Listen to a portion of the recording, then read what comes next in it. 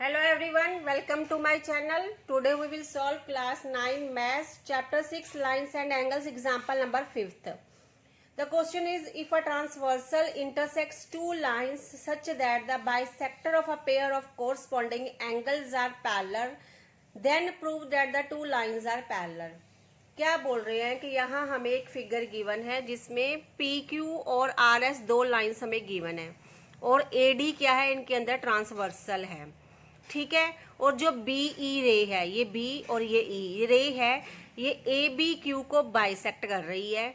और जो ये सी जी रे है, ये बी सी एस को बाइसेक्ट कर रही है। और ये जो बी ई रे है, ये सी जी रे है, ये जो दो लाइन्स है ये आपस में पैरेलल है। ये हमें क्वेश्चन के अंदर गिवन है। हमने क्या किया, इन एंगल्स को कुछ नेमिंग कर दिया 1 2 3 4। हमने इसमें प्रूव क्या करना है कि पी क्यू पैरेलल है आर एस के। तो यहाँ पे मैंने ड्रॉ किया है पी क्यू और आर एस। अगर हमने पी क्यू और आर एस को पैरेलल प्रूव करना है तो हमें इसका ये वाला ऊपर वाला एंगल पूरा और ये वाला ऊपर वाला एंगल पूरा, ये जो कोरस्पॉन्डिंग एंगल्स है, इनको आपस में इक्वल प्रूव करना पड़ेगा। अगर हम इस पूरे एंगल को इस पूरे एंगल के इक्वल प्रूव कर देते हैं तो ये क्या है, पी क्यू और आर एस क्या है, पैरेलल प्रूव हो जाएंगी। तो हम इसी पे फोकस करेंगे। हमें यहाँ पे ये गिवन है बी ई बाइसेक्टर है ए बी क्यू की और बी सी एस है बाइसेक्टर है सी जी क्या है, बाइसेक्टर है बी सी एस की। हमने इन एंगल्स को कुछ नेमिंग कर दिया 1 2 3 4। तो हमें गिवन क्या है कि ये सेम फिगर मैंने यहाँ पे ड्रॉ कर दी है दोबारा से, ताकि समझने में प्रॉब्लम ना हो। अब हमें गिवन क्या है, अगर ये B E A B Q की बाइसेक्टर है तो एंगल 1 इक्वल टू होगा एंगल 2 के। और अगर C G B C S की बाइसेक्टर है तो एंगल 3 इक्वल टू होगा एंगल 4 के, क्योंकि ये एंगल बाइसेक्टर्स है। बाइसेक्ट मीन्स 2 इक्वल पार्ट्स में डिवाइड कर देना, ठीक है। ये हमें यहाँ से गिवन इंफॉर्मेशन मिली है। और उन्होंने क्या बोला है कि ये जो बी ई है, ये जो बी ई है ये पैरेलल है सी जी के। अगर बी ई सी जी के पैरेलल है, अगर हम इसको हल्का सा इधर से प्रोड्यूस करते हैं, ठीक है, तो आप देखेंगे ये बी सी क्या है, ट्रांसवर्सल बन जाएगी। ये बी सी ट्रांसवर्सल हो जाएगी। बी ई पैरेलल टू सी जी, यहाँ अगर हम ड्रॉ करते हैं बी ई पैरेलल टू सी जी, और बी सी क्या है, बाइसेक्टर बी ई, और ये है सी जी। और बी सी क्या कर रही है, ये ट्रांसवर्सल का काम कर रही है। यही बी सी ही है जो ट्रांसवर्सल का काम कर रही है। तो ये वाला एंगल और ये वाला एंगल आपस में इक्वल होंगे क्योंकि ये कॉरस्पॉन्डिंग एंगल्स हैं। तो इसका ये एंगल और ये एंगल क्या है, आपस में इक्वल है, because they are the corresponding angles. तो हम लिख सकते हैं एंगल 1 इक्वल टू एंगल 3। क्यों, कोरस्पॉन्डिंग एंगल्स। ये कोरस्पॉन्डिंग एंगल्स है तो ये आपस में इक्वल है। तो यहाँ पे हम इनको नेमिंग करते हैं। इक्वेशन 1 बना लेते हैं, इक्वेशन 2 बना लेते हैं, और ये हमारी इक्वेशन बनेगी 3। अब हमें 3 इक्वेशंस मिली हैं, इनसे कोई कंक्लूजन निकलेगा हमारा।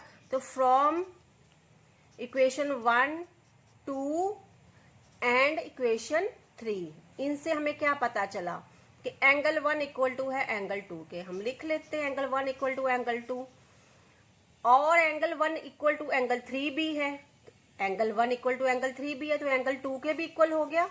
Angle 1 equal to angle 2, angle 1 equal to angle 3, तो 1 1 आपस में कटेगा तो क्या बचा, एंगल 2 इक्वल टू एंगल 3, तो एंगल 2 एंगल 3 के इक्वल हो गया। और एंगल 3 किसके इक्वल है, एंगल 4 के भी इक्वल है। ये सभी आपस में इक्वल है।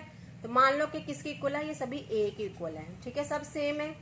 तो angle 1 equal to angle 2, angle 2 equal to angle 3, angle 3 equal to angle 4 equal to A. सभी एंगल्स आपस में इक्वल प्रूव हो गए हैं हमारे। सबको हमने लेट कर लिया कि ये इनकी वैल्यू क्या होगी, ए होगी। हमने क्या करना है, इस पूरे एंगल को इस पूरे एंगल के इक्वल प्रूव करना है। तो हम क्या करेंगे, angle 1 plus angle 2 equal to हो जाएगा एंगल 3 प्लस एंगल 4, क्योंकि सभी सेम, सबकी वैल्यू सेम तो है ही है। तो ये क्या है, A plus A equal to A plus A, क्या हो गया 2a इक्वल टू 2a। तो ये क्या हो गया, एंगल्स आपस में इक्वल प्रूव हो गए। एंगल 1 किस प्लस एंगल 2 क्या बना रहा है, एंगल ए बी क्यू बना रहा है, एंगल ए बी क्यू। ये एंगल 1 प्लस एंगल 2 मिलकर बना रहा है एंगल ए बी क्यू। और एंगल 3 प्लस एंगल 4 क्या बना रहा है, B C S, angle B C S. और ये एंगल्स क्या हैं, ये पी क्यू के कोरस्पॉन्डिंग एंगल्स हैं। इस लाइन आर एस और पी क्यू ये पैरेलल अगर प्रूव करनी है तो हमें ये मिला है कि ये पूरा एंगल इस पूरे एंगल के इक्वल है, तो कोरस्पॉन्डिंग एंगल्स आपस में इक्वल प्रूव हो गए हैं। तो इट मीन्स, तो ये कोरस्पॉन्डिंग एंगल्स बन गए, क्योंकि एडी क्या है, ट्रांसवर्सल है, तो ये कोरस्पॉन्डिंग एंगल्स बन गए, कोरस्पॉन्डिंग एंगल्स इक्वल है, तो पी क्यू प्रूव हो गई है आर एस के पैरेलल, हेंस प्रूव्ड, हमने प्रूव कर दिया है जो हमने करना था। Now class 9th maths chapter 6 lines and angles example number 6. The question is, in figure 6.22, AB is parallel to CD and CD is parallel to EF. Also, EA is perpendicular to AB. If angle BEF equal to 55 degree, find the value of X, Y and Z. ये figure हमें question के अंदर given है। यहाँ पे वो क्या बोल रहे हैं कि जो AB लाइन है ये CD के पैरेलल है, और जो CD है वो EF के पैरेलल है, और जो EA है वो परपेंडिकुलर है AB के। EA is perpendicular on AB, ठीक है। और एंगल BEF ये एंगल हमें गिवन है 55 degree, and we have to find out value of X, Y and Z. तो हमें यहाँ गिवन है कि AB is parallel to CD and CD is parallel to EF. तो CD से CD कट होता है तो हमें क्या कंक्लूजन मिलता है कि AB EF के भी पैरेलल है। ये हम इक्वेशन नंबर 1 दे दी कि अगर AB CD के पैरेलल है, CD EF के पैरेलल है, तो AB EF के भी पैरेलल होगा। तो इसका मतलब ये हो गया कि AB CD और EF तीनों लाइंस आपस में पैरेलल होगी।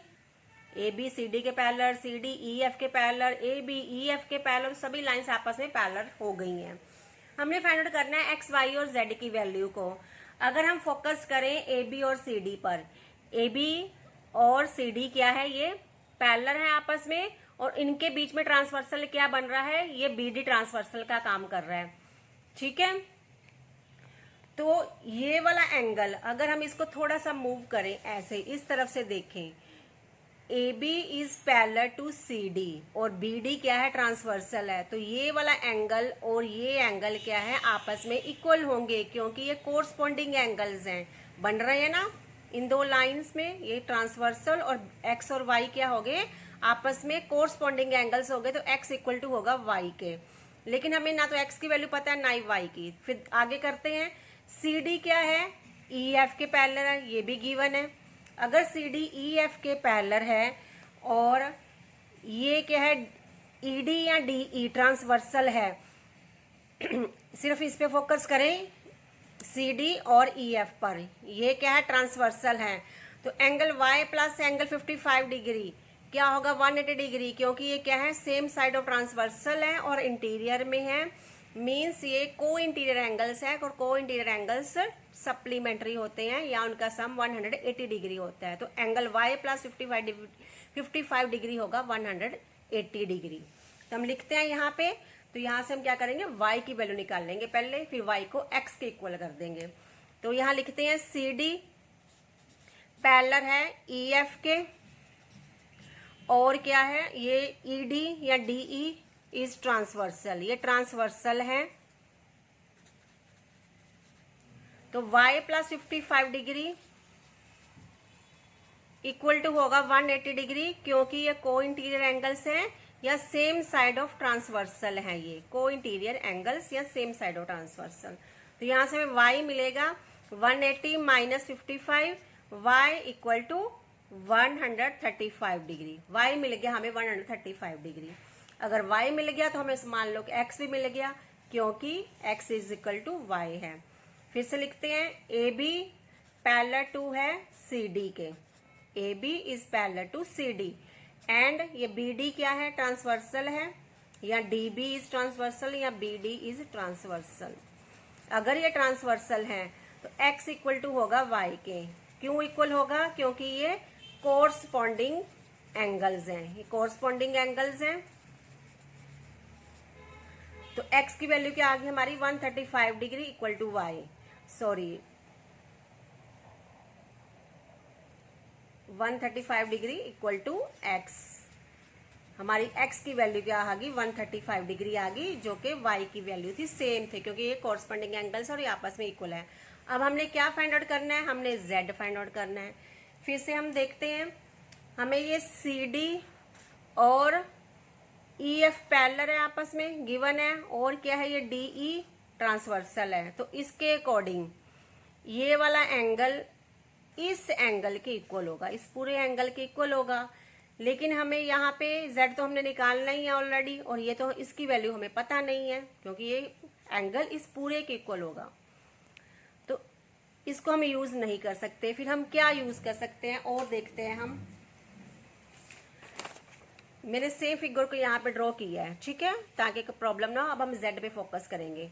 अगर हम देखें कि ये AB और EF भी तो आपस में पैरेलल है, और इनमें ये क्या है EA क्या है ट्रांसवर्सल का वर्क कर रही है, तो ये एंगल, ये वाला एंगल और ये एंगल आपस में सप्लीमेंट्री होंगे क्योंकि ये को इंटीरियर एंगल्स हैं या सेम साइड ऑफ ट्रांसवर्सल हैं। तो हम लिखेंगे इसी को ही, क्योंकि AB is parallel to EF। हमने स्टार्टिंग में ही बता दिया था कि AB EF के भी पैरेलल है, और क्या है ये AE या EA एक क्या है ट्रांसवर्सल है, ये ट्रांसवर्सल का वर्क कर रही है। तो ये एंगल प्लस ये दोनों एंगल मिलकर, ठीक है, समझ आ गया आपको, ये एंगल और ये दोनों एंगल मिलकर क्या बनाएंगे 180 डिग्री बनाएंगे। तो ये एंगल क्या है 90 डिग्री प्लस ये z plus 55 degree equal to क्या होगा 180 डिग्री, क्योंकि ये को इंटीरियर एंगल्स हैं या angles on the same side of transversal हैं। तो 90 plus 55 equal to 145 plus z equal to 180, तो z इक्वल टू 180 माइनस 145, तो z इक्वल टू 35 डिग्री।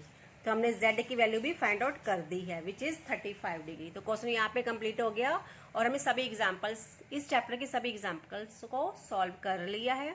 अगर ये आपको वीडियो को थोड़ी सी भी पसंद आई है तो इस चैनल को सब्सक्राइब कीजिए, वीडियो को लाइक कीजिए और ज़्यादा से ज़्यादा शेयर कीजिए। Thank you so much.